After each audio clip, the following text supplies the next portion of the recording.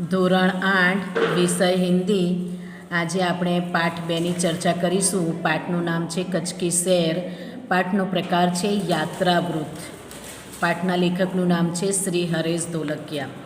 कच्छ निवासी हरेश धोलकिया अध्यापक थे. शिक्षकत्व आपकी पहचान बन गई है. पूर्व राष्ट्रपति APJ अब्दुल कलाम के चर्चित विंग्स ऑफ फायर पुस्तक का आपने गुजराती भाषा में अनुवाद अगनपंख शीर्षक से किया है. शिक्षण कार्य के आपके अनुभव, संशोधनात्मक लेखन कार्य तथा पत्रकारित्व आपके लेखन के क्षेत्र हैं. कच्छ मित्र से आप सुरखाब स्तंभ अंतर्गत लिखते हैं कि आपका सर्जन कार्य अगंतधनोपग 400% आनंद तथा शिक्षण संबंधी गुजराती साहित्य लोकप्रिय है. प्रस्तुत इकाई में आपने कच्छ का परिचय कराने का प्रयास किया है, जिसमें कच्छ एवं इर्द गिर्द के दर्शनीय स्थानों का परिचय कराया गया है. इस पाठ में इस इकाई में अपनी संस्कृति का आदर, अपनी विरासत का संरक्षण, देश प्रेम आदि मूल्यों को विकसित किया गया है. यहाँ आपकी रचना कच्छ यात्रा का भावानुवाद प्रस्तुत है. यात्रावृत्त.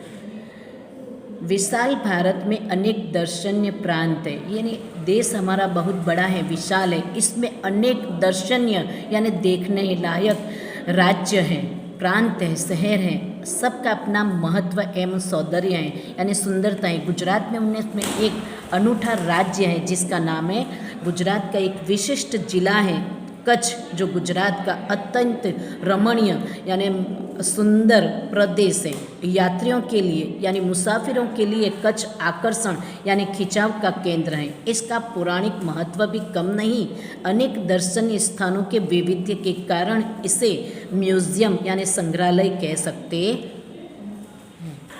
कच्छ में प्रवेश करते ही हमें रेगिस्तान के 2 भाग देखने को मिलते हैं. यानी जैसे ही हम कच्छ का प्रवेश करते हैं तो हमें रेगिस्तान यानी रण प्रदेश, एक छोटा रेगिस्तान और दूसरा बड़ा रेगिस्तान. इन दोनों में रेगिस्तान जैसा कोई लक्षण यानी चिन्ह दिखाई नहीं देते. रेत कहीं नज़र नहीं आती, इसीलिए यह अनूठा रेगिस्तान है. अनूठा यानी अलग. सामख्याली को याद रखो बाળકો के सामख्याली, ये सामख्याली को हम कच्छ का क्या कह सकते हैं, प्रवेश द्वार कह सकते हैं. कच्छ की यात्रा यहीं से आरंभ यानी शुरू होती है. यानी कच्छ की यात्रा सामख्याली से, जहाँ प्रवेश द्वार है, यहाँ से कच्छ की यात्रा शुरू होती है. यहाँ से उत्तर दिशा में, उत्तर से शुरू यानी उत्तर दिशा की ओर यात्रा का प्रारंभ होता है. रापर से धौलावीरा पहुँचते ही हमारी प्राचीन यानी पुरानी संस्कृति के मोहनजोदड़ो का स्मरण यानी याद हो जाता है. यह स्थान 5000 वर्ष के अवशेषों का अंग है. इस प्राचीन नगरी के दर्शन से ही हम चकित रह जाते हैं. हमें प्राचीनता में आधुनिकता के दर्शन होते हैं. यानी पुराने में नए कि हमें क्या होते हैं, दर्शन होते हैं. सामख्याली से पश्चिम में, अभी हमें यहाँ उत्तर की बात हुई, अब यहाँ पश्चिम की बात होती है कि पश्चिम की यात्रा करते भचाऊ नजर आता है.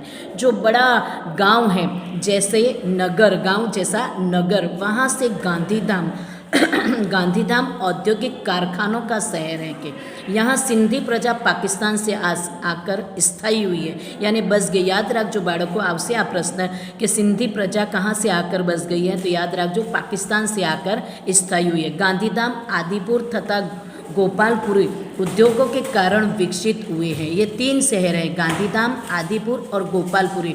उद्योगों के कारण इनका विकास हुआ है और विकास होते हुए दिखाई देते हैं. आदिपुर में गांधी स्मृति तथा पास ही कंडला बंदरगाह है. आवश्यक कि गांधी स्मृति का स्थान कहाँ है, तो बाળકો याद रखવાનું कि गांधी स्मृति का स्थान आदिपुर में है. पास ही कंडला बंदरगाह है. कंडला बंदरगाह का बड़ा महत्व है. कंडला का विकास यहाँ की प्रजा के लिए महत्वपूर्ण है. कंडला से दक्षिण की ओर भद्रेश्वर अति प्राचीन जैन यात्रा धाम है. संगमरमर से बना 2500 वर्ष पुराना जिनालय भूकंप से खंडित हुआ है. खंडित यानी टूटा फूटा है. उसके पुनः निर्माण यानी फिर से बनाने का कार्य जोरों से चल रहा है. इसे आधुनिकता का स्पर्श मिला है. पाठ 2